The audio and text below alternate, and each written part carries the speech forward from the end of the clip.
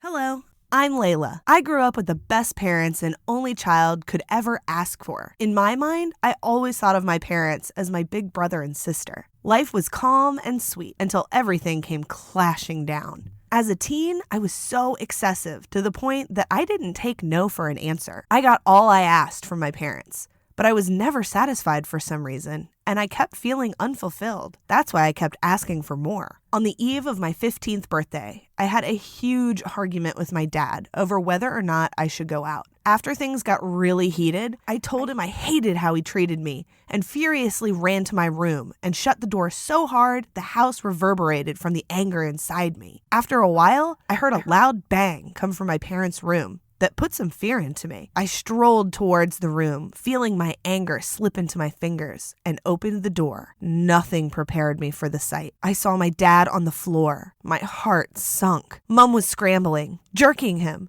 and ran to call the neighbors. It happened too fast. Or I'll say my visions were blurred from the tears and the trauma that plagued my mind. Did I have something to do with it? Months have passed since we lost Dad to the heart attack.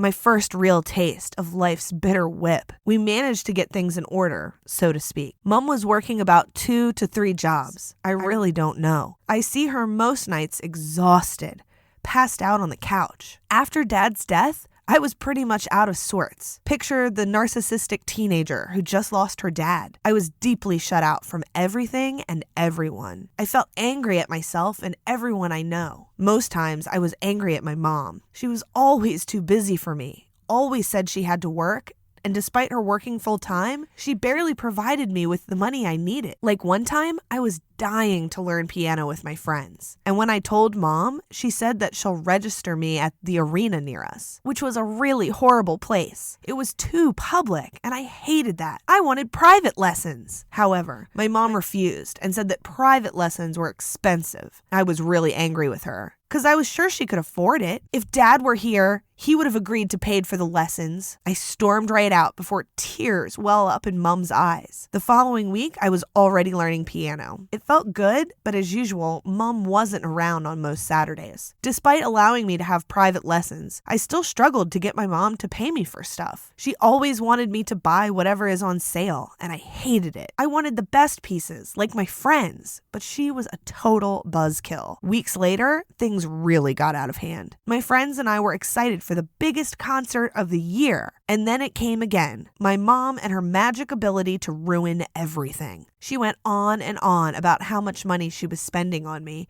and that she couldn't afford a concert ticket. After days of arguing, it was obvious that she wasn't planning to buy me the ticket, and I was running out of time. I wasn't gonna take no for an answer. So, the night before the concert, I went into my mom's room while she was sleeping, and I took $100 from her wallet and bought the ticket the very next day. I told Mom that I'm spending the night over at Melissa's, and I went to the concert with my friends. It was awesome. Mom had no idea what I did, and I'm sure she didn't even notice the money was gone. Since then, it became my new way of doing things. When Mom fell asleep, I sneaked in, grabbed some money for her wallet, and left the room. It was amazing for some time like this, until at some point, I didn't find any money in her wallet anymore. It only had cards and some cents. I didn't really understand. I thought that she might be suspecting that I was stealing from her. She must be hiding them somewhere else. I waited for my mom to go to work, and as soon as she did, I went to her room to look for money. I opened her closet, and the first thing I noticed was how worn out her clothes looked. I couldn't help but notice that I had much nicer stuff than my mom did, which actually seemed kind of weird.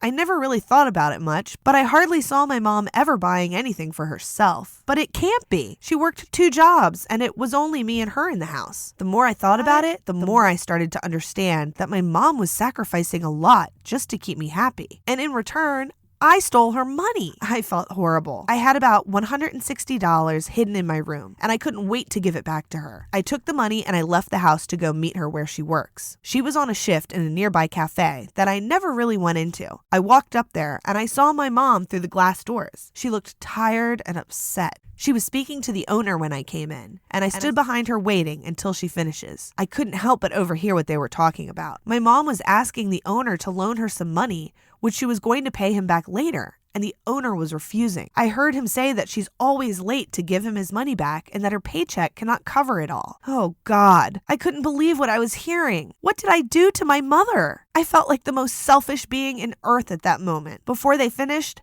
I hurried up to my mom and I hugged her and cried without saying a word. She was surprised to see me there, but she hugged me anyway. We then sat down to talk. I told her about everything I did as I was drowning in tears. I apologized, and I gave her back the money that I took from her. Mom looked shocked, and I was sure she'd blow up in my face, but she didn't. Instead, she said that she excused me all this time for the things that I was doing because she knew how much Father's death has affected me. She didn't know how she could help me get over it, and the money seemed like the only thing that made me happy. I promised her that I will stop being that selfish and will try to help as much as I can. I told her I really appreciate what she does for me. She hugged me and said she only wants me to be happy and considerate. I promised I will be one.